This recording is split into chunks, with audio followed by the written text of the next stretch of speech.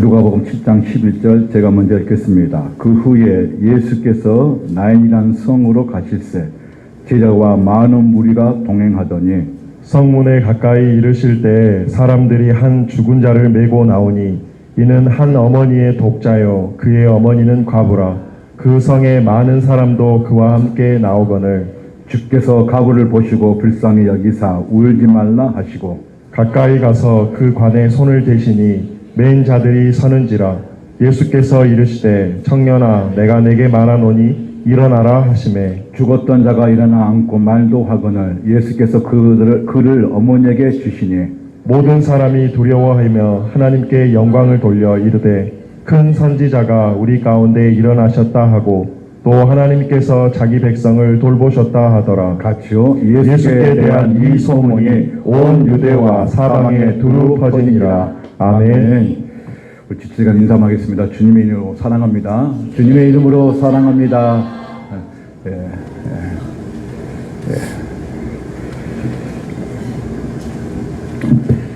이 한 주간에는 눈이 참 많이 왔습니다. 저는 목포에 없었기 때문에 눈이 많이 온지 잘 모릅니다. 그러나 듣는 소문에 의하면 눈이 참 많이 왔다고 합니다. 저는 요즘 한 3주간 계속적으로 이번 주도 오후 4시 반에 또 서울 올라가야 되는데 계속 서울에 있으면서 이 서울의 이 날씨가 얼마나 추운지 체감했습니다. 저 이제 아침 7시 반에 나가다가 저녁 10시에 이제 학교에서 다시 돌아옵니다. 잠깐 눈 붙이고 또 새벽에 말씀 묵상하고 기도하고 또 아침 일찍 가서 또 이제 준비했는데 그 고시텔에서 제가 머문 곳에서 그 총신대까지 걸어가는데 이 날씨가 얼마나 추운가. 이 목포에서 겪어보지 못한 추위 저 겪어봤지 않습니까? 저 이마가 날아간 줄 알았습니다. 귀가 없는 줄 알았습니다. 한 15분을 이제 걸어가야 되는데 그 15분 거리 가다가 좀 버스 타고 싶은 마음 있잖아요. 그 정도로 엄청나게 춥더라고요. 근데 제가 이제 마지막 그 수업을 듣는 중에 우리 그 서울에 있는 신학 교수님이 종말론 강의를 하시면서 너무나 열정적으로 이제 이렇게 말씀하셨습니다.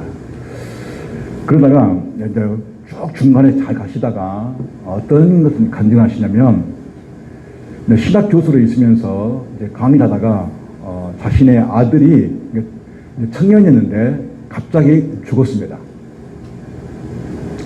그런데 이 청년이 자기 아버지에게 문자를 보냈는데 그 부활의 주님을 찬양합니다라는 그런 어떤 문자를 보낸 겁니다. 그러니까 아무 실 한 게 아니고 그걸 보낸 거예요. 그리고 3일 뒤에 이 아들이 죽었습니다. 근데 강의를 하시다가 목사님, 교수님이 잠깐 머문 거예요. 그러니까 아들을 생각한 거죠. 죽은 아들을. 그러다가 다시 이제 그 마음을 또 고치고 다시 이제 수업에 열정하시면서 이 교수님이 마지막 하신 말이 뭐였냐면 예수님은 살아계십니다. 예수님 우리와 함께 하십니다. 그리고 부활의 주님을 믿습니다. 라고 이렇게 말씀을 맺었습니다. 여러분, 예수님은 살아계십니다. 그분은 부활의 주님이십니다. 지금도 그분은 우리와 함께 하시고 우리 삶 가운데 역사하시는 그분임을 여러분 믿으시길 바랍니다. 여러분, 누가복음은 크게 세 지역으로 나눌 수가 있습니다. 4장 14절부터 이제 9장 50절까지 예수님은 갈릴리에서 사역을 하셨습니다. 그리고 9장 51절부터 10장 37절까지 예수님은 사마리아 지역을 사역을 하셨습니다. 그리고 9장 51절부터 24장 53절까지 예수님께서는 에루살렘과 온 유대의 그 지역을 사역을 하셨습니다. 그러니까 예수님께서 유대 땅, 그리고 유대에 있는 그 사마리아, 그리고 갈릴리, 온 유대의 이 땅을 이렇게 복음을 증거하신 가장 큰 원인이 뭐냐면 한 영혼을 구원하시기 위한 그 주님의 그 마음을 우리는 전할 수 있다는 것입니다. 예수님께서 이제 나인성이라는 지역으로 들어가실 때에 그 나인성이라는 이름의 그 뜻이 무엇이냐면 즐거움, 아름다움이라는 뜻입니다. 여러분, 나인성 많이 들어보셨죠? 예. 이 나인성의 이름 뜻이 뭐라고요? 즐거움, 아름다움이라는 뜻이 있습니다. 굉장히 예쁜 이름을 가진 성입니다. 그런데 이 즐거움과 아름다움 이 성에 이제 죽음이 찾아왔고 슬픔과 눈물이 가득 찬 곳이 되었습니다. 오늘 본문에는 예수님께서 제자들과 함께 이제 나인이라는 이 성에 이제 들어갈 때 많은 무리들이 함께 따라다니면서 예수님을 뒤따릅니다. 예수님이 나인이라는 그 성문 가까이 이르자 하나뿐인 가부의 아들이 죽었다는 소식을 눈을 보게 됩니다. 사람들이 간을 메고 성 밖으로 나오고 있습니다. 죽은 아들의 어머니는 비록 가부일지라도 자기 자신에는 큰 자랑이었고 의지했던 그 아들이 죽었습니다. 가부란 소리를 들어도 무시를 당해도 삶을 버틸 수 있었던 것은 하나밖에 없는 아들이 있었기 때문입니다. 남편이 없어도 살아갈 있었던 힘은 아들이 있었기 때문에 그 아들을 의지하고 그리고 그 삶의 버팀목이었던 그 아들이 이제 죽었다는 것입니다. 즐거움과 아름다움을 가진 나인이라는 그 성에는 이제는 많은 사람들이 슬픔과 애통과 울음소리밖에 들리지 않았습니다. 우리는 때로는 이런 생각을 합니다. 선하시고 궁율이 많으신 하나님께서 왜 인간에게 아픔과 고통을 겪게 하실까 하는 그런 의문을 우리는 갖습니다. 성경은 하나님께서 인간에게 고통을 허락하셨다는 것입니다. 그러나 이 고통은, 이 고난은, 그리고 이 슬픔과 아픔은 절대로 의미 없는 고통을 하나님께서는 허락하지 않으신다는 것입니다. 인간에게 고통이 찾아오는 그런 몇 가지가 있는데 그 첫 번째가 뭐냐면 인간의 죄로 인한 타락의 결과가 그 결과가 아픔과 고통이라는 것입니다. 그래서 로마서 5장 12절에 이러므로 한 사람으로 말미암아 죄가 세상에 들어오고 죄로 말미암아 사망이 왔나니 이와 같이 모든 사람이 죄를 지었으므로 사망이 모든 사람에게 이르렀느니라 했습니다. 하나님께서 세상을 창조하실 때는 선하게 지으셨습니다. 그러나 한 사람이 그 아담의 죄로 말미암아 그 온 죄로 말미암아 세상에 죄가 들어왔고 그 죄의 결과는 이제 인간에게 고통과 아픔과 눈물과 그런 모든 괴로움의 인생을 살 수밖에 없는 것이었습니다. 하나님께서 처음부터 의도한 것이 아닙니다. 인간의 죄로 인하여 타락한 세상의 결과가 뭐냐면 눈물이고 고통이고 아픔이라는 것입니다. 또 하나 인간에게 아픔과 고통을 통해서 하나님을 알게 하기 위해서 인간에게 고통을 주셨다는 것입니다. 우리가 잘 알고 있는 욥의 고통을 우리는 잘 알고 있습니다. 여러분 욥기 42장 5절에 이런 말씀이 있습니다. 내가 죽게 대하여 귀로 듣기만 하였사오니 이제는 눈으로 주를 배웠나이다 라고 말하고 있습니다. 욥은 인간이 겪은 고통을 겪었던 사람입니다. 욥의 일장에 보면 아들과 종과 그 모든 재산을 다 잃어버렸던 그 내용의 말씀이 욥기 1장에 다 나와 있습니다. 욥은 고난을 겪으면서도 하나님을 경외하는 사람이었습니다. 그의 신앙은 주로 전해드는 지식에 기초한 것이었습니다.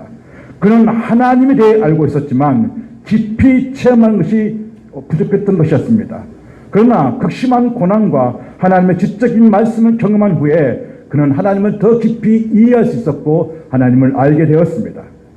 그는 죽게 대하여 귀로 듣기만 했다고 말합니다. 그러나 이것은 감정적인 신앙입니다. 욥은 고난받기 이전에 하나님을 알고 있었지만 그냥 귀로만 들었던 그 하나님이었던 것입니다. 그러니까 귀로만 들었기 때문에 하나님이 어떤 분이신지는 알고는 있지만 그렇게 깊이 체험하지 못했던 욥이었습니다.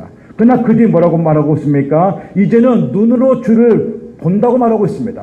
이 말씀 의미가 무엇입니까? 자신이 욥기 1장의 모든 것을 다 읽고 난 이후에 하나님이 나를 통해서 어떻게 행하신지를 알게 되었다는 것입니다. 이제는 그 하나님이 이 고난을 통해서 내가 만난 하나님이 어떤 분이신지를 고백할 수 있다라고 이제 하나님이 이 고난을 통해서 내가 만난 그 하나님이 어떤 분이신지를 알게 되었다고 눈으로 보았다고 뭐냐면 고백하고 있습니다. 그는 깊은 영적인 깨달음과 인격적인 만남을 통해서 하나님의 살아계심을 경험하게 되었던 것입니다. 그것은 그에게 고난을 통해서 이런 모든 체험을 하게 되었다는 것입니다. 하나님께서 인간에게 고난을 주신 것은 다른 사람의 그 아픔을 이해하고 사랑을 실천하려고 우리에게 고통을 주신다는 것입니다. 신자에게 고난을 준 것은 또한 무엇이냐? 그것은 살아있는 그 존재가 이 땅에서만 사는 존재가 아니라 우리는 하늘에 속한 자인 것을 알게 하기 위해서 이 땅에서 고난과 아픔과 눈물을 주신다는 것입니다. 고통은 인간의 죄로 인하여 생긴 결과이지만 하나님께서는 신자에게 고통을 허락하시며 더욱 성숙하게 다른 사람을 이해하고 사랑할 수 있도록, 그리고 하나님 나라를 사모할 수 있도록 우리에게 고통과 아픔을 주신다는 것입니다. 그래서 하나님께서 주시는 고통은, 고난은 절대로 의미 없는 고통을 주시지 않는다는 것입니다. 이 말씀 믿으십니까?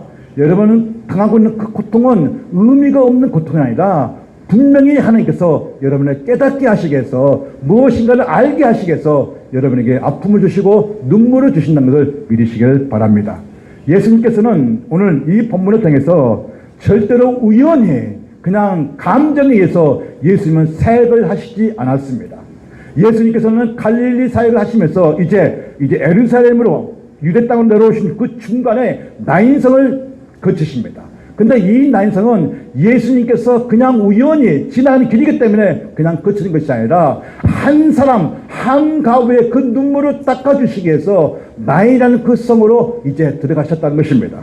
그래서 여러분, 예수님의 그 사역은 절대 우연이나 어떤 감정에 하신 것이 아니라 한 영혼을 구원하시기 위한 하나님의 그 계획임을 잊지 마시기를 바랍니다. 예수님께서 나인성으로 가신 것은 죽었던 가부의 아들을 살리기 위해서입니다.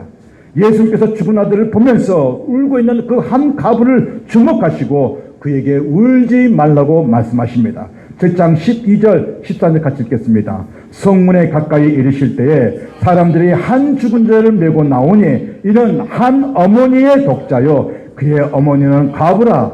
그 성에 많은 사람도 그와 함께 나오거늘 주께서 가부를 보시고 불쌍히 여기사 울지 말라 하시고, 예수님께서 죽은 아들의 어머니를 보시면서 불쌍히 여기셨습니다. 불쌍히 여기신 것은 하나님의 성품입니다.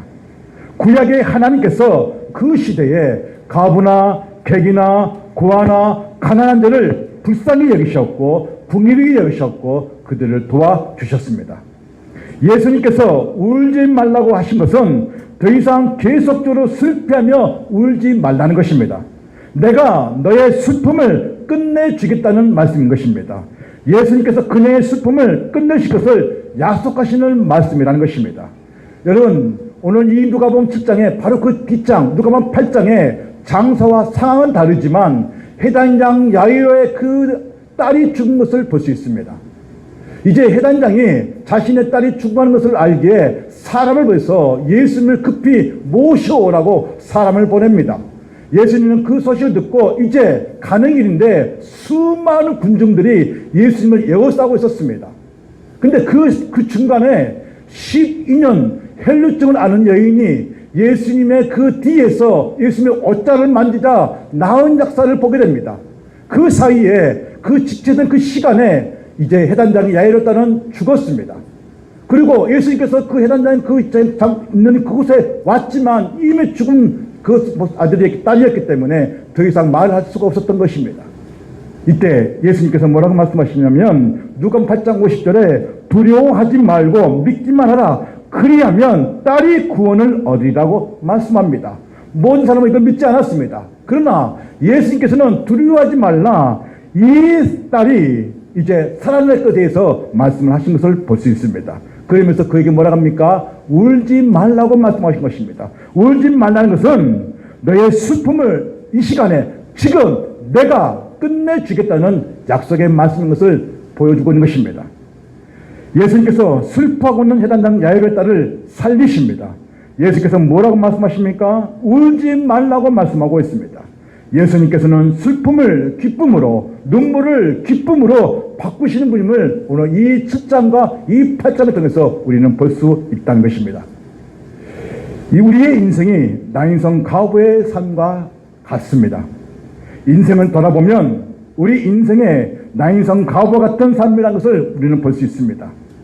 내 인생에 슬픔과 아픔이 찾아오면 즐거움은 사라지고 사망의 그늘에 앉은 채 좌절하며 살아가는 모습이 우리의 모습입니다. 하나님께서 주시는 참된 평안과 기쁨과 즐거움이 있을 때는 그 잘 몰랐던 것이 이제 고통과 고난을 겪을 때에는 그게 얼마나 주님 안에 그 참된 평안이 귀한지를 알게 된 것입니다. 사랑하는 성도님, 하나님께서 우리의 인생을 간섭하실 때 하나님께서 이리 와 하시는 분이 아닙니다. 하나님께서는 우리 인생을 간섭하실 때 직접 우리의 삶에 찾아오셔서 우리와 함께 하시고 우리와 동행하시고 우리의 삶을 간섭하신다는 것을 믿으시길 바랍니다. 하나님은 그냥 오락하지 않습니다. 하나님께서 우리를 너무나 사랑하셔서 그 하나님의 그 사랑이 우리를 주체할 수 없는 그 기쁜 은혜를 체험할 수 있도록 직접 사람의 몸으로 우리에게 찾아오셨다는 것입니다. 그분이 누구십니까? 바로 그분이 나를 위해 죽으신 예수 그리스도이십니다. 예수님이 여러분을 그 삶 가운데 주관하시고 역사하시고 그리고 그 행하는 신을 믿으신다면 여러분의 삶에도 오늘 여러분의 그 삶 가운데 행하신 일들을 눈으로 직접 목격할 수 있다는 것입니다. 하나님께서는 우리 인생 가운데 함께 하시고 어떤 상황에서도 그리고 우리가 문제 가운데 있을 때에도 하나님 우리의 한계상을 뛰어넘어서 우리가 할 수 없는 그 모든 일들을 할 수 있도록 주께서 우리와 함께 하심을 믿으시길 바랍니다. 하나님께서 창조주 하나님께서 인간의 섭리 가운데 간섭하실 때 우연히 우발적인 사건에 의해서 일어난 것은 절대 아니라는 것입니다. 여러분의 그 삶 가운데서 고난이 오는 것 절대로 우연히 일어난 것이 아니라는 것입니다. 여러분에게 찾아온 고난이라면 고난 가운데 오는 하나님을 볼 수 있는 영적인 눈을 감지해야 하는 것입니다. 왜 나에게 이런 일이 일어납니까? 나는 불평불만보다 하나님 이 고난을 통해서 제가 어떻게 하나님을 볼 수 있습니까?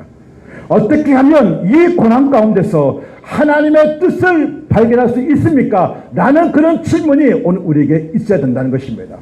여러분은 문제 가운데 그리고 여러분은 어떤 상황 가운데서도요 어려움이 올 때마다 이제 인식하십시오. 바꾸십시오. 왜 나에게 이런 고통을 주십니까? 이게 아니라 하나님 이 고통과 이 눈물과 이 아픔 가운데서 내가 어떻게 하면 하나님의 뜻을 발견할 수 있냐고 이런 질문을 하셔야 된다는 것입니다. 오늘 우리에게 예수님께서는 울진만한 이 말씀이 저에게만 주어지는 그런 말씀이 아니라 저와 우리 여기 앉아있는 모든 성도들이 하나님의 세미한 음성 들리는 그 세미한 음성이 여러분 가운데 들려지기를 주님을 축원드립니다. 주님은 이루자이십니다. 주님 우리와 함께 하십니다. 여러분은 형편과 처지와 그런 모든 상황을 다 알고 계시고 여러분은 머리끝까지 세심마 되시는 그 주님이 바로 지금 우리와 함께 하신 것을 믿으시길 바랍니다.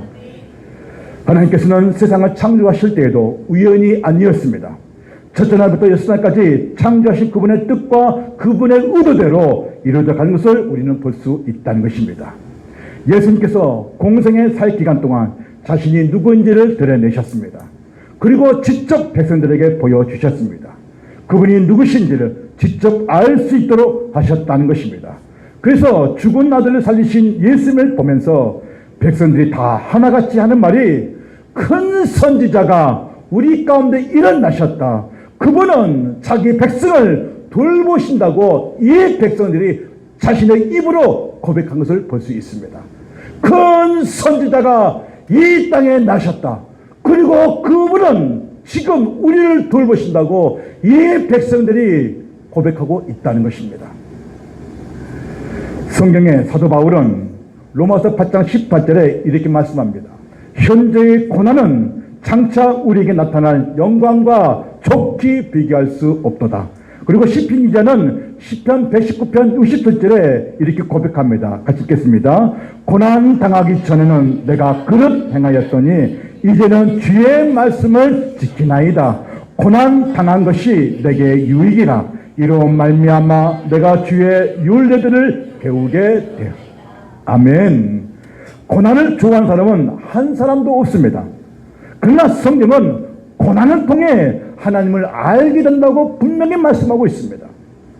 고난에 대하여 말할 수 있는 것은 그가 겪은 고난은 인간이 상상할 수 없는 너무나 큰 고난 가운데서도 주님을 알았다는 것입니다.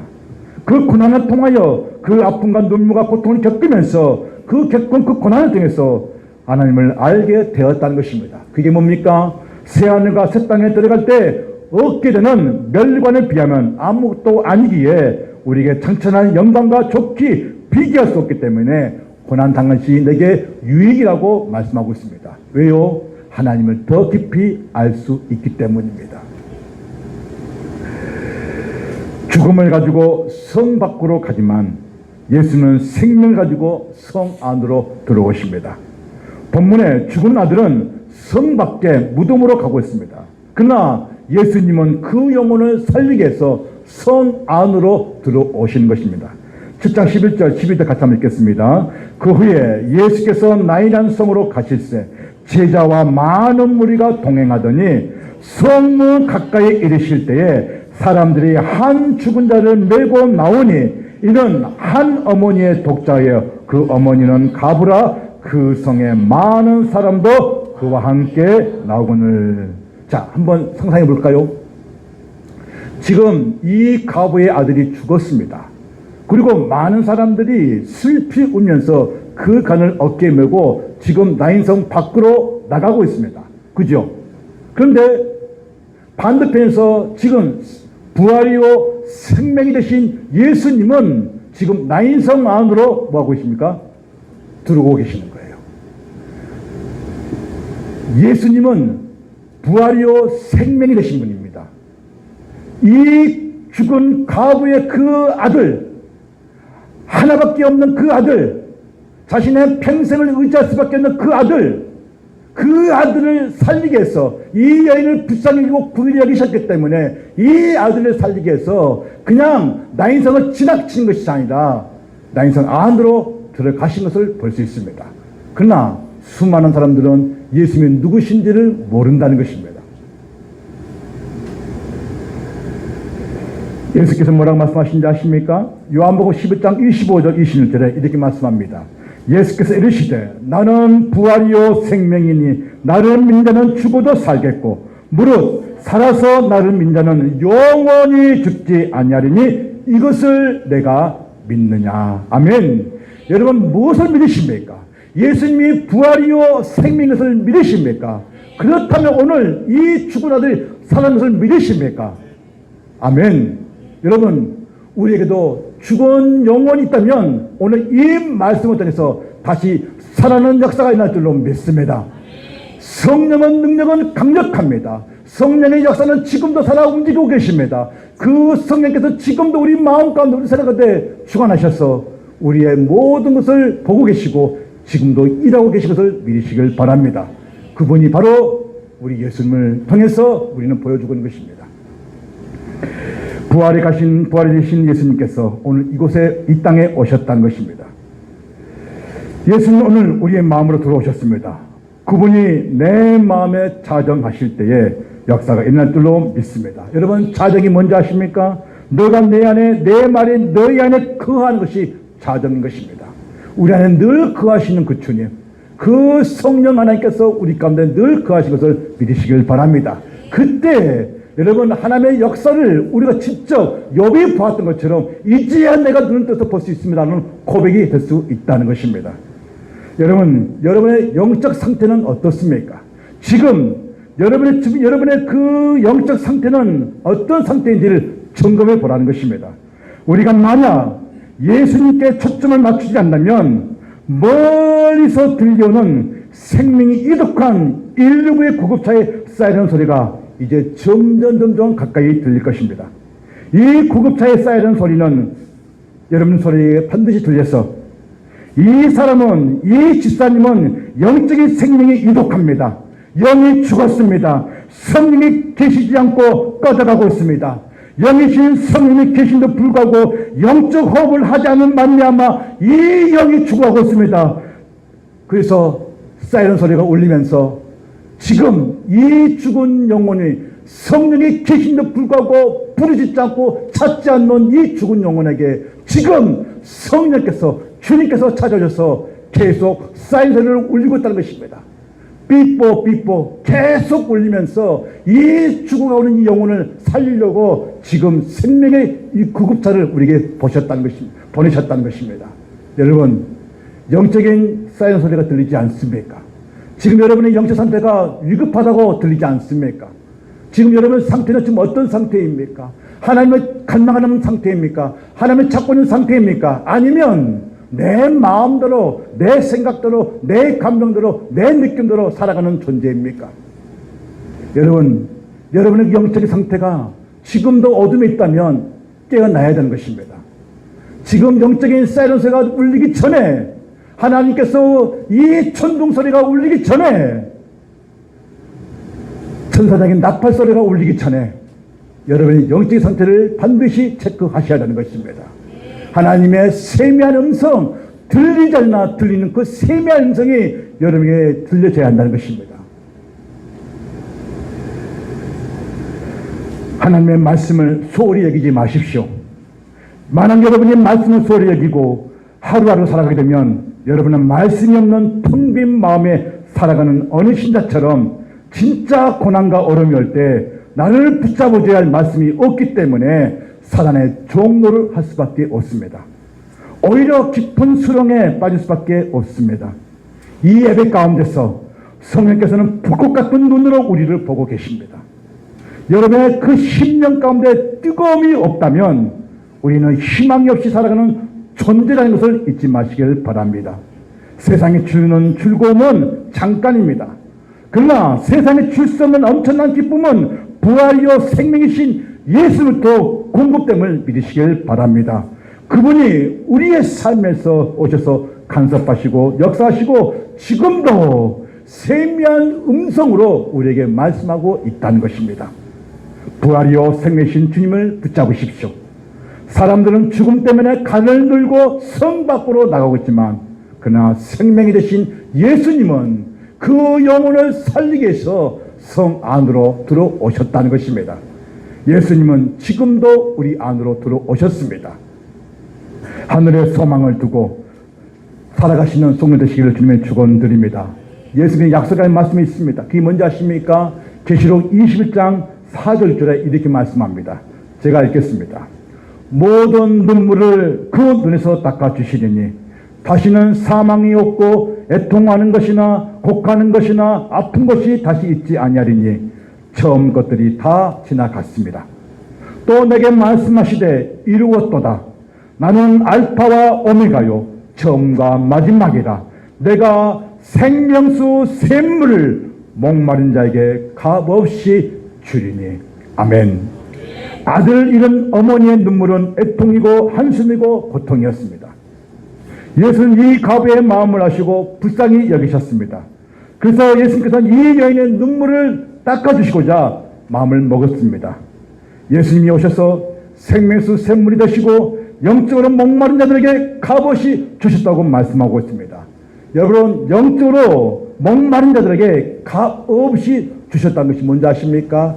그게 바로 나를 위해 죽으신 십자가의 사랑을 의미하는 것입니다. 여러분, 바라옵기는 십자가를 붙잡으시길 바랍니다.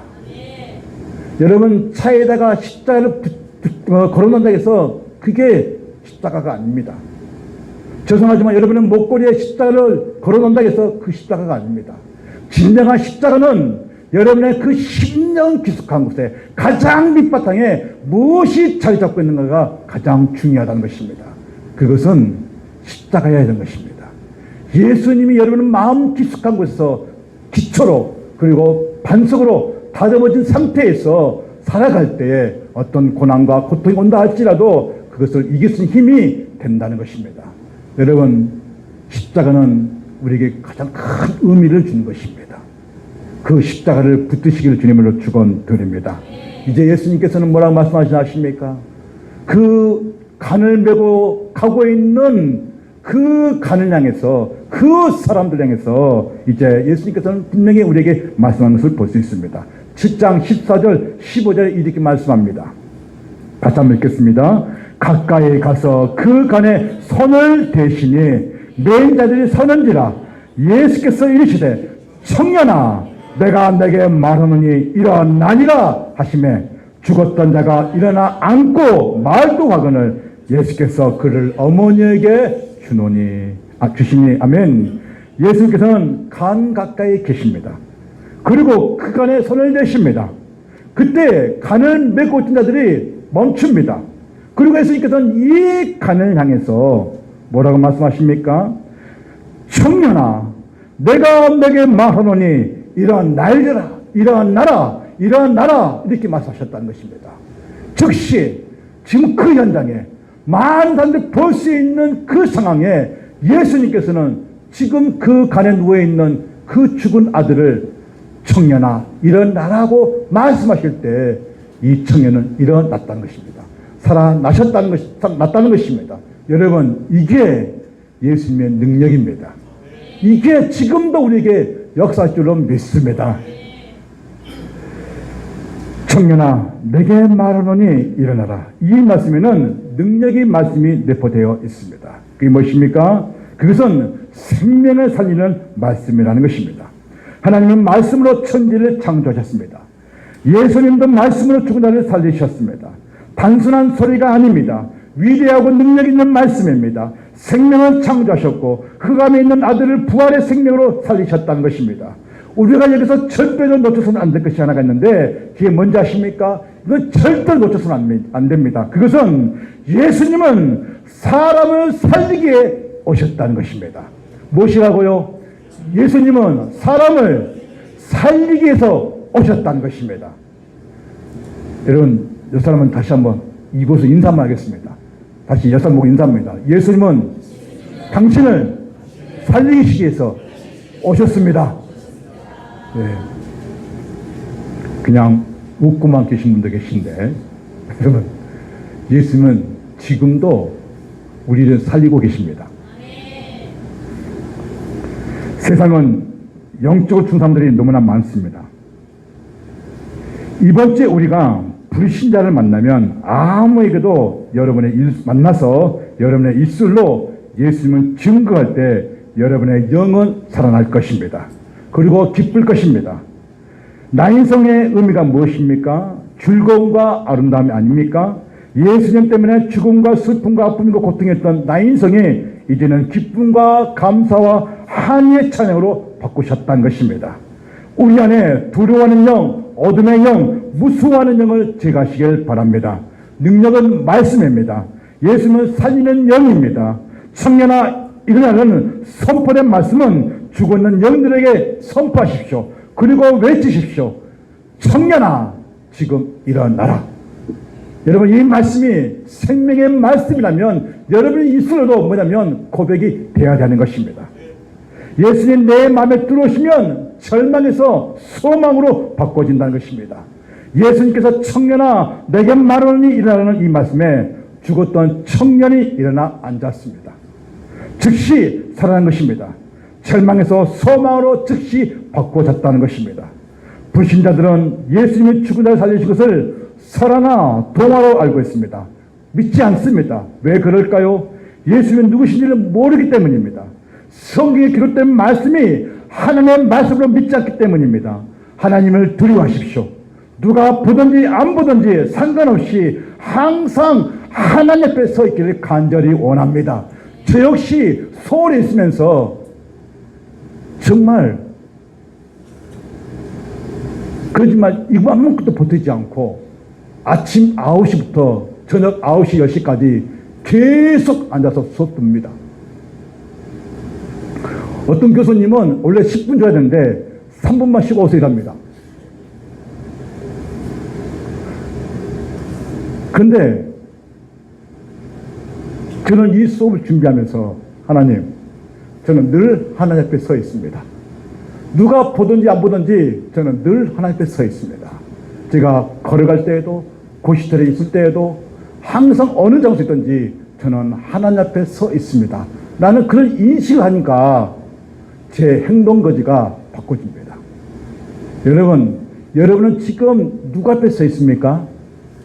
누가 앞에 서 있습니까? 여러분 하나님 앞에 서 있다고 입술로 시인하십시오. 고백하십시오. 그러면 여러분은 그 고백을 통해서 여러분의 생각과 여러분의 행동과 여러분 모습과 태도가 바꿔지는 것을 즉시 바꿔지는 것을 볼 수 있다는 것입니다. 인식하지 않기 때문에 생각하지 않기 때문에 여러분의 감정대로 여러분 느낌대로 여러분이 하고 싶은 대로 하게 된다는 것입니다. 그것은 사단의 종로로 가는 것입니다. 때로는 실패할 수 있고 때로는 넘어질 수 있고 때로는 좌절할 수 있습니다. 그러나 그 주님은 여전히 지금 우리와 함께 하셔서 여러분의 그 태도와 그 삶 가운데 주관하실 것을 믿으시길 바랍니다. 다시 한번 여러분에게 간절히 요청합니다. 하나님을 두려워하십시오. 그리고 하나님을 인식하십시오. 하나님 앞에 늘 서 있는 자가 되게 하십시오. 그리고 이 한 주간 여러분 고백하십시오. 예수 말씀하셨습니다. 청년아 내가 내게 이르노니 일어나라. 여러분 이 말씀을 이 한 주간 계속 되풀이하시길 간절히 원합니다. 그렇다면 이 고백을 통해서 하나님께서는 그 고백의 소리를 들으시고 여러분 삶 가운데 놀라운 역사가 일어날 줄로 믿습니다. 여러분은 우리가 잘 알고 있는 부자 청년을 봅니다. 그게 마태복음 19장 16절에 이르되 이 부자 청년이 뭐라고 하는지 아십니까? 어떤 사람이 주께 와서 이르되 선생님이여 내가 무슨 선한 일을 하여야 영생을 얻으리까라고 말하고 있습니다. 그러니까 이 부자 청년은 행위를 통해서 자신이 선한 행위를 통해서 영생, 영원한 생명을 얻을 거라고 착각했습니다. 그때 예수님께 뭐라고 말씀하십니까? 이 청년에게 10계명 중 살인하지 말아라, 간음하지 말아라, 도둑질하지 말아라, 거짓증언하지 말아라, 내 부모를 공경하라, 내 이웃을 내 몸같이 사랑하라고 말씀합니다. 그때 이 청년이 뭐랍니까? 예수님께 내가 다 이것을 지켰다고 말합니다. 그때 예수님께서는 이 청년의 마음을 알고 내가 가지고 있는 그 소유를 가난한 자에게 주라고 말합니다. 그 말을 들었던 이 부자 청년은 그 소유, 그 재산의 그 말을 듣고 근심하면서 영생을 얻지 못하고 떠나는 것을 볼 수 있습니다. 여러분 여기서 우리가 뭘 깨달을 수 있을까요? 그것은 내 힘으로 내 능력으로 안 된다는 것을 인정하시길 바랍니다. 말씀을 의지하여 깊은 바다에 금을 내린 베드로처럼 말씀을 의지하여 우리도 세상의 말씀에 그물을 내려야 한다는 것입니다. 일은 내가 하지만 그 일을 이루신 분은 여호와 하나님이심을 믿으시길 바랍니다. 여러분의 그 상황 가운데 일을 하고 있지만 그 일을 이루신 분이 누구시냐면 여호와 하나님이심을 믿으시길 바랍니다. 왜냐하면 그분이 지금도 누구와 함께 하기 때문에요. 나와 함께 하시기 때문에 그렇습니다. 오늘날 부자 청년 같은 분들이 얼마나 많습니까? 이런 사람들이 불신자들에게 해당됩니까? 아니요. 죄 안에 있는 죄인들 우리 모두가 부자 청년 같은 그런 생각을 할 수 있다는 것입니다. 다시 한번 여러분에게 이 말씀 통해서 회복되기를 원합니다. 삶의 가장 중요한 요점, 예수님이 사마리아와 유대와 그리고 갈릴리를 다니면서 복음을 증거할 때 그 복음의 가장 중요한 요점이 무엇이냐? 한 영혼을 그 한 영혼을 생명을 살리게 오셨다는 것입니다. 그렇다면 이 죽은 아들을 살릴 때에 수많은 사람들, 그 옆에 있는 많은 사람들이 뭐라고 고백한 줄 아십니까? 같이 한번 보겠습니다. 누가복음 7장 16절입니다. 뭐라고 고백한지 보겠습니다. 자, 시작. 모든 사람이 두려워하며 하나님께 영광을 돌려 이르되 큰 선지자가 우리 가운데 일어나셨다 하고 또 하나님께서 자기 백성을 돌보셨다 하더라. 아멘. 뭐라고 고백한다고요? 큰 선지자가 우리 가운데 일어나셨다. 근데 그 하나님은 자기 백성 뭐 하신다고요? 돌보셨다는 거예요. 우리의 눈물을 닦아주셨다는 거예요. 우리의 슬픔을, 우리의 고통을, 우리의 아픔을 제거시켜 주셨다는 거예요. 내 아들을 살리는 그것 때문에 수많은 사람들이 나를 돌보신 분이 계신다고 고백하고 있다는 것입니다. 여러분, 그렇다면 예수님이 이 가부만 돌보십니까? 아닙니다. 저와 여러분을 돌보실 것을 믿으시길 바랍니다. 우리는 예수님의 말씀을 믿습니다. 내 삶에서 표적이나 이적을 보지 않고도 믿어지는 것은 성경에 기록된 말씀이 진리라고 믿기 때문입니다. 나 인생의 구원이 이루어졌고 죽음에서 생명으로 옮겨지는 역사를 보았습니다. 우리가 믿는 성경에 기록된 본문의 말씀과 사실 속에서 있는 하나님의 역사는 과거에 성취하셨고 오늘날도 이루시며 미래에 완전한 성취가 이루어진 것을 우리는 이 말씀을 통해서 볼 수 있습니다. 사랑하는 성도님, 지금 우리는 이 누가복음 7장 말씀을 통해서 동화책이나 설화를 읽고 있고 듣는 것이 아닙니다. 아직도 사람들이 하나님의 말씀을 비진리로 믿고 있습니다. 안타까운 현실입니다. 그들은 예수님에 대하여 모르기 때문입니다. 그러나 적어도 여러분만큼은 하나님의 말씀이 생명력이 있고 사람의 심령 곳을 쪼개로 남는 말씀을 믿으신다면, 그렇다면 여러분 말씀을 읽으세요. 말씀을 읽으세요. 말씀을 읽으세요. 말씀을 읽으면 생명이 나타납니다. 그리고 기도하세요. 기도하시길 바랍니다. 시간을 내셔서 말씀과 기도에 시간을 내셔서 여러분 살아가야 되는 것입니다. 그러면 주님께서 이 사건 속에서 역사하신 것처럼 우리의 삶 가운데서 일어날 줄로 믿습니다. 지금 우리는 산자의 하나님을 믿고 있습니다. 그분은 생명을 주셨고 죽은 자를 현장에서 살려내신 분이 예수님이십니다. 그런 분이 우리가 믿는 하나님이라면 우리의 삶에서도 일어날 줄로 믿습니다. 여러분 선포하십시오. 자신의 이름을 부르면서 자신이 세상에 쫓기고 세상은 사랑하고 세상에서 집착하면서 살아가는 자신을 보면서 나는 안 되네 하는 푸념을 할 것이 아니라 그런 나를 향해 죽어있는 자신의 심령 안에 청년아 일어나라 하는 선포의 말씀이 일어날 줄로 믿습니다. 꿈틀거리지 않는 죽어있는 내 심령 안에 선포해 보시기를 바랍니다. 지금 오늘 청년아 내가 너에게 말하노니 일어나라고 외치시길 바랍니다. 직장 가운데서 나를 괴롭히는 사람이 있습니까? 관계 속에서 어려움 당하는 사람들이 있습니까? 이사를 가고 직장을 옮기고 새를 날려가는 분들이 있습니까? 자녀 때문에 고민되고 있는 분들이 계십니까? 문제를 안고 살아가는 수많은 사람들에게 예수께서 생명을 주시려고 나 인생 안으로 들어오신 것처럼 지금 예수님이 우리 안에 거하신다는 것입니다. 그러면 이 말씀 믿으십시오. 청년아 일어나라. 이 말씀을 선포하시길 바랍니다. 그리스도인이라 하는 신자들이 예수님 안에 거하지 않고 세상을 좋아하고 쫓겨간다면 언젠가는 우리는 눈물을 흘며 가룟나처럼 후회 날이 올 것입니다. 오늘날 여러분 눈으로 직접 보시면 교회 안에서 진리를 받아들이는 사람들이 점점 작아지고 쇠퇴해가는 것을 볼 수 있습니다. 아무리 목놓아 외쳐도 의미 없는 메아리로 돌아오는 것은 예수님의 그 십자가의 능력이 약해서가 아니라 내 삶에서 믿지 않기 때문에 그 십자가의 능력이 약해진 것처럼 보인다는 것입니다. 오늘날 신자들의 믿음이 약해지는 원인이 무엇이라고 생각하십니까? 먹고 사는 문제, 바쁘다는 이유, 여러 가지 이유가 있을 것입니다. 그러나 그것은 핑계입니다. 가장 심각한 것은 지금 예수님이 살아계시는 것을 믿지 않는 것이고, 그리고 그 예수님이 나와 함께 하신다는 것을 믿지 않는 것이고, 그리고 이 말씀을 붙잡고 살아가려고 힘쓰지 않는 결과 때문에 내 삶에서 능력이 나타나지 않는 것입니다.